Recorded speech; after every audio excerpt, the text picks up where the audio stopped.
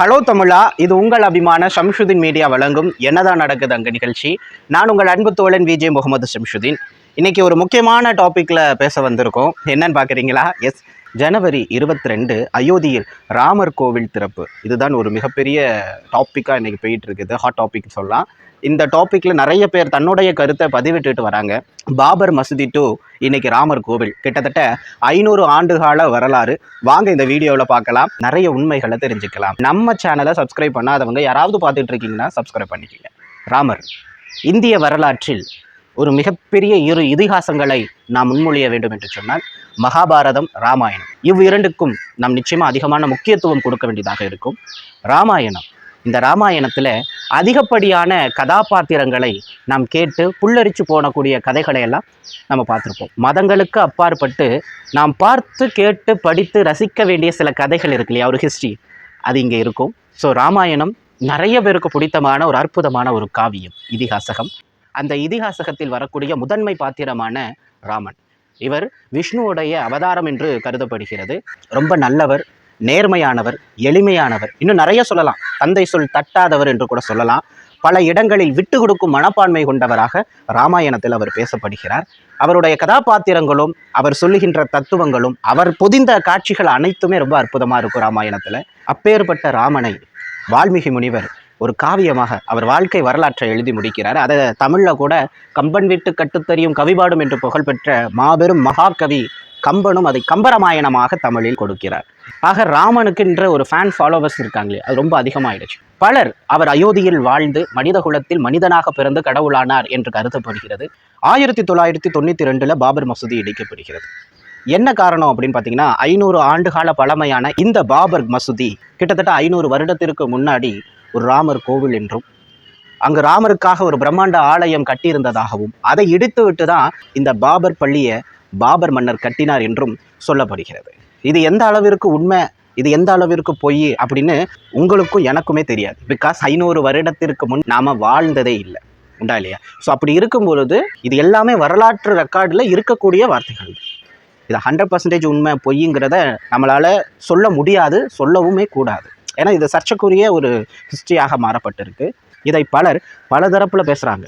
ஒருத்தவங்க என்ன சொல்கிறாங்கன்னா, இந்தியாவினுடைய ஒரு சில முகலாய பேரரசர்களினுடைய செயல்பாடுகள் சரியில்லாமல், சேட்டை சரியில்லாமல் பாபர் மன்னரை போய் சந்தித்து அவரை படையெடுக்க சொல்லி இந்தியர்கள் விரும்பி கேட்டதாக, அவர் அடுத்து வந்து இங்கே உள்ள சில பகுதிகளை கைப்பற்றி நல்லாட்சி புரிந்ததாக ஒரு தரப்பில் பேசுகிறாங்க. அதையும் ஒரு சில யூடியூபர் போட்டிருக்காங்க. அப்படி பேசப்பட்டுக்கிட்டு இருக்கிற வரலாறு ஒரு பக்கம் இருக்க, பாபர் மன்னர் பல இடங்களை கைப்பற்றி அதற்கு பிறகு அயோத்திக்கு வந்தபோது அங்கே இருக்கக்கூடிய இந்த கோவிலோட அழகை பார்த்து இந்த கோவிலை இடித்து தள்ளிட்டு இங்கே ஒரு பள்ளிவாசல் கட்டினா என்ன அப்படின்னு சிந்தித்ததாகவும், அதன் அடிப்படையில் செயல்பட்டதாகவும், இதை அவரே ஒரு புத்தகத்தில் எழுதியிருப்பதாகவும் ஒரு தரப்புல இருந்து சொல்றார். எதை நாம் நம்புவது, எது சரி என்று நமக்கு தெரியல. ஆனால் எனக்கு புரிந்த ஒரு சில கருத்தை இந்த இடத்துல முன்மொழிய நான் கடமைப்பட்டிருக்கேன். கிட்டத்தட்ட 500 ஆண்டுகால அரசியலாகத்தான் இதை நான் பார்க்கிறேன். சில பேர் சொல்றாங்க அப்படியெல்லாம் கிடையவே கிடையாது, ஆண்டாண்டு காலமா நடந்துகிட்டு இருக்கிற மதவெறி கூட்டங்களால் நடத்தப்படுகின்ற ஒரு கலவரம் தான் பாபர் மசூதி இடிப்பு, இதை சும்மா விடக்கூடாது அப்படின்னு ஒரு தரப்பினர்களும் பேசிட்டு வராங்க. இந்த இடத்தில் எந்த மதத்தினர்களையும் யாம் புண்படுத்துவதாக இல்லை. ஒரே ஒரு விஷயத்தை மட்டும்தான் இந்த இடத்தில் நான் அழுத்தமாக தெரிவிக்க விரும்புகிறேன். 500 ஆண்டு காலமாக நிலவி வருவதாக சொல்றாங்க. யானறிந்து 100 ஆண்டு காலமாக நிலவி வரும் பிரச்சனை கிட்டத்தட்ட மசூதி இடிபட்டு 31 வருடங்களை கடந்திருக்கு. இந்த 31 வருடங்கள்ல நாம் பெற்ற மாபெரும் இழப்பு என்ன அப்படின்னு பார்த்தீங்க அப்படின்னா, பல பேருடைய உயிர். அதை இந்த இடத்துல நாம் நினைத்து பார்க்க வேண்டியதாக இருக்கு. இந்த மசூதி இடிப்புக்கு பிறகு பல இடத்தில் வன்முறைகள், பல இடத்தில் வந்துட்டு பொது இடத்துல தீ வைப்பு, இது போன்ற குற்றங்கள் பல நடந்துகிட்டே இருக்கு. இனிமே அந்த குற்றங்கள் இருக்காது என்கின்ற ஒரு சந்தோஷம் எங்களுக்குள்ள இருக்கு, அவ்வளவுதான். ஆகம விதிப்படிதான் நரேந்திர மோடி செயல்படுகிறார் என்று கூட ஒரு சிலர் வந்துட்டு குற்றச்சாட்டை, ஒரு சில சங்கராச்சாரியார்கள் வந்துட்டு எதிர்ப்பு தெரிவித்துக்கிட்டு இருக்காங்க. அதாவது அந்த கோவிலில் நடக்கும்போது இப்போ வந்துட்டு ஐயா வந்துட்டு நரேந்திர மோடி அவர்கள் விரதம் இருக்கிறாரு. இதெல்லாம் நம்ம தெரியும். இந்த திறப்பு விழாவை முன்னிட்டு செய்யப்படுகின்ற சிறப்பு பூஜைகளில் அவர் வந்துட்டு முதன்மை பங்கு வகிக்கப் போகிறார். இதெல்லாம் நமக்கு தெரியும். இதெல்லாம் தவறு, இதெல்லாம் அப்படி செய்யக்கூடாது, இப்படி செய்யக்கூடாதுன்னு ஒரு சில சங்கராச்சாரியார்கள் எதிர்ப்பதை நாம் இன்னைக்கு இணையதளத்தில் பார்க்க முடிகிறது. எது எப்படியோ ஒரு விதத்தில் நாம் வந்துட்டு தவறு செய்யக்கூடாது, பிற மதத்தை துன்புறுத்தக்கூடாது.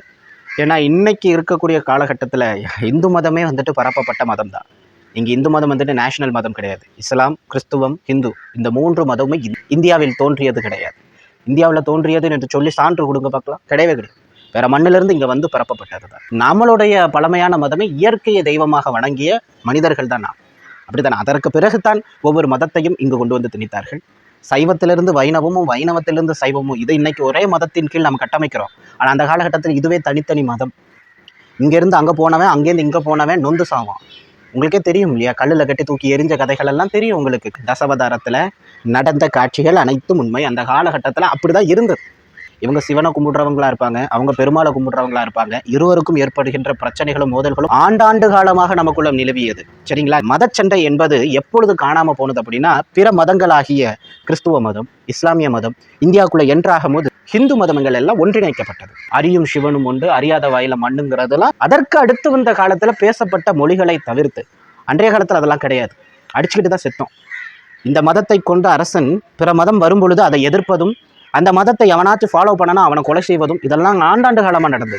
மோகலாய பேரரசருக்கு பிறகும் அது நடந்தது. யாரும் அதை மறுப்பதற்கு இல்லை. ஆனால் இஸ்லாமிய மதம், மோகலாயர்கள் அப்படி நடந்திருக்கலாமே தவிர இஸ்லாம் அப்படி நடந்துக்கவில்லை. அழுத்தமாக சொல்லுகிறது, பிறருடைய ஒரு ஆலயத்தை இடித்து விட்டோ நகர்த்தி விட்டோ நீ உன்னுடைய ஆலயத்தை இறைவனுக்காக கட்டக்கூடாது. இது வந்துட்டு இஸ்லாத்தோடைய ஒரு முக்கிய ரூல்ஸும் கூட. இதைத்தான் வந்துட்டு அன்னைக்கு கோர்ட்டில் வந்துட்டு இஸ்லாமிய தரப்பில் இருக்கக்கூடிய வக்ஃபு வாரியம் கொண்டுட்டு வந்து நிறுத்தியது. இவங்க சொல்கிறாங்க 500 ஆண்டுக்கு முன்னாடி மசூதி வந்துட்டு முந்தைய ராமர் கோவிலை இடித்து கட்டியதாக. அது உண்மையாக இருக்க வாய்ப்பு இல்லை. அப்படி இருந்துச்சு அப்படின்னா அந்த மசூதிக்கும் எங்களுக்கும் சம்மந்தம் இல்லைண்டா. பிகாஸ் அது இஸ்லாமிய ரூல்ஸ்லேயே இருக்குது. எக்காரணத்தை கொண்டு பிற மதத்தை கொடுமைப்படுத்தவோ துன்புறுத்தவோ கூடாது. உன் மதம் உனக்கு, அவன் மதம் அவனுக்குன்னு தான் குர்ஆனில் இறைவன் சொல்லுகின்ற பட்சத்தில் எந்த விதத்திலும் கோவிலை இடித்து மசூதி கட்டியிருக்க வாய்ப்பு இல்லை. அப்படி கட்டியிருந்தால் இந்த மசூதிக்கும் எங்களுக்கும் சம்மந்தம் இல்லைன்னு ஒரு வாதத்தை எடுத்து வைக்கும் பொழுது, தொல்லியல் துறை, இந்திய தொல்லியல் துறை வந்து அங்கே நிறைய ஆய்வு நடத்தியதாகவும், அங்கு சில ஆய்வுகள் இருந்தும் மத நம்பிக்கையின் அடிப்படையில் இந்த மாதிரி காண்டாண்டு காலமாக நடந்துக்கிட்டு வர இந்த பிரச்சனையை முடிவுக்கு கொண்டுட்டு வரணும். இப்போது இருக்கக்கூடிய இன்னும் நிறைய வந்துட்டு எடுத்திருக்கிற ஆய்வு முடிவுகள் எல்லாம் இன்னும் மேலே அதை ஆய்வு செய்ய கொண்டுட்டு போகலாம். அதை ஸ்டாப் பண்ணி இதோட நிறுத்திக்கலாங்கிற மாதிரி சொல்லி முடிச்சுட்டாங்க. எனிவே, எப்படியோ இந்திய அரசு இப்படி ஒரு மதச்சண்டையை இனி காணாது என்கின்றது தான் எங்களுடைய மகிழ்ச்சியை தவிர்த்து வேறு ஒன்றும் இல்லை. ராமருக்கு தாராளமாக ஆலயங்கள் கட்டுங்க, கட்டியிருக்கீங்க. அற்புதமாக இருக்குது, பார்க்க பிரம்மாண்டமாக இருக்குது, கண்ணை மிரட்டுற அளவுக்கு ரொம்ப சூப்பராக கட்டியிருக்கீங்க. ரொம்ப சந்தோஷம். அதை தொடர்ந்து அதிகமான மருத்துவமனைகளை கட்டுங்க, அதிகமான கல்வி நிலையங்களை கட்டுங்க, கல்லூரி, காலேஜ், பள்ளிக்கூடம் எல்லாத்தையும் கட்டுங்க, தரமாக கொடுங்க. அதுதான் முக்கியம். நம்ம ஆசிரமம் நடத்தினா மட்டும் போதாது, நல்லபடியாக அரசாங்கமும் நடத்தணும். அதனால் இந்தியா ஏகப்பட்ட விஷயத்தில் இன்றைக்கி இருக்கிற சூழ்நிலையில் சரியில்லாத நிலையில் இருக்குது. தேவையில்லாமல் பல சிலைகளை தூக்கிட்டு வந்து வைக்கிறீங்க. பட்டேல் சிலைக்கு கோடி கணக்கில் கொண்டுட்டு வந்து கொடுத்துறீங்க. எங்கள் விவசாயிகளுடைய லோனை தள்ளுபடி பண்ணுறதுக்கு யோசிக்கிறீங்க. இன்றைக்கி பல பேர் பார்த்தீங்கன்னா கொள்ளையடிச்சிட்டு வெளிநாட்டுக்கெல்லாம் எஸ்கேப் ஆயிடுறாங்க இல்லையா, மல்லையாலாம். அவங்களுடைய லோனெல்லாம் தள்ளுபடி பண்ணுவதற்கு உங்களால் முடிகிறது. ஆனால் ஏன் எங்கள் விவசாயிகளுடைய லோனை தள்ளுபடி பண்ணுறதுக்கோ, எங்களினுடைய இளைஞர்கள் படிச்சுட்டு நிறைய பேர் வேலை இல்லாமல் இருக்காங்க, அவங்க வாங்கின கல்வி கடனை தள்ளுபடி பண்ணுறதுக்கோ உங்ககிட்ட கஜானால பணம் இருக்கிறது இல்லைங்கிறது தான் எங்களுடைய கேள்வியும் கூட. நீங்கள் செய்கிற செயல்பாடுகள் அனைத்தும் மக்கள் யாவரும் போற்றக்கூடியதாக இருக்கணும். ஒரு தரப்பினரை மட்டும் பாராட்டக்கூடியதாக, ஒரு தரப்பினரினுடைய ஓட்டுக்காக மட்டும் எந்த செயல்பாடுகளும் இருக்கக்கூடாது. வாழ்த்துக்கள். இனிமே ஒரு மதச்சண்டை நம் இடத்தில் எழக்கூடாது என்பதற்காக இந்த ராமர் கோவிலை நாம் வரவேற்போம். நிறைய விஷயங்களை மறக்கணும். இறைவன் கொடுத்த ஒரு அற்புதமான ஒரு பரிசுன்னு கேட்டால் நான் மறதியை தான் சொல்லுவேன். ஏன்னா மறக்கிறதுனால நிறைய பிரச்சனைகள் ஒழியும். இப்படி தானே? குடும்பத்தில் கூட பல பிரச்சனைகள் இருக்கும். நீ அப்படி பேசுனியே, நீ இப்படி என்ன கேட்டியே அப்படின்னு காலங்காலமாக மனசுக்குள்ளே பூட்டி வச்சு அதை வெளிப்படுத்திக்கிட்டே இருந்தால் நல்லா இருக்காது. குடும்பம் குப்பையாயிடும். அது வீட்டிற்கும் மட்டும் இல்லை, நாட்டிற்கும் பொருந்தும். சில இடங்களில் ஏற்பட்ட பிரச்சனைகளை மனசுக்குள்ளே பூட்டி வச்சு அதை அங்கங்கே தெளித்து விட்டுக்கிட்டு இருந்தோம்னா நல்லா இருக்காது. எல்லாத்தையும் மன்னிக்கணும். ஏன்னா இதை வச்சே இங்கே ஒரு சில பேர் அரசியல் பிழப்பு நடத்திட்டு இருக்காங்க. அதை தவிர்த்து அவங்க செஞ்ச சாதனைன்னு பார்த்தா 0. அப்போ ஏன் இந்த உலகத்தில் அவங்க ஹீரோவாக தெரியுறாங்க அப்படின்னா, ஒரு சில விஷயங்கள் நாமளே அதை கடந்து போகணும். அப்போனா தான் நல்லவங்க யார் கெட்டவங்க யாருன்னு எல்லாருக்குமே தெரியும். எனிவே, ராமர் கோவில் மக்களின் பார்வைக்கு, மக்களின் பயன்பாட்டிற்கு வருகிறது. ஜனவரி 22 பாரத பிரதமர் அவர்களால் திறந்து வைக்கப்படுகிறது. வாழ்த்துக்கள். ராமனினுடைய பக்தர்கள் யாவரும் அங்கு சென்று வர சிறப்பு ஏற்பாடுகள், அதாவது டிரான்ஸ்போர்ட்டேஷனை அதிகப்படுத்தியிருக்காங்க சொல்கிறாங்க. ரொம்ப சந்தோஷம். இந்தியா மீண்டும் ஒரு அமைதி பூங்காவாக திகழ வேண்டும். இந்த டிசம்பர் 6 கருப்பு நாள் இந்திய வரலாற்றிலிருந்து மறுக்க முடியாது, மறக்கலாம் என்பதனை சொல்லி விடைபெறுகிறேன். நன்றி, வணக்கம்.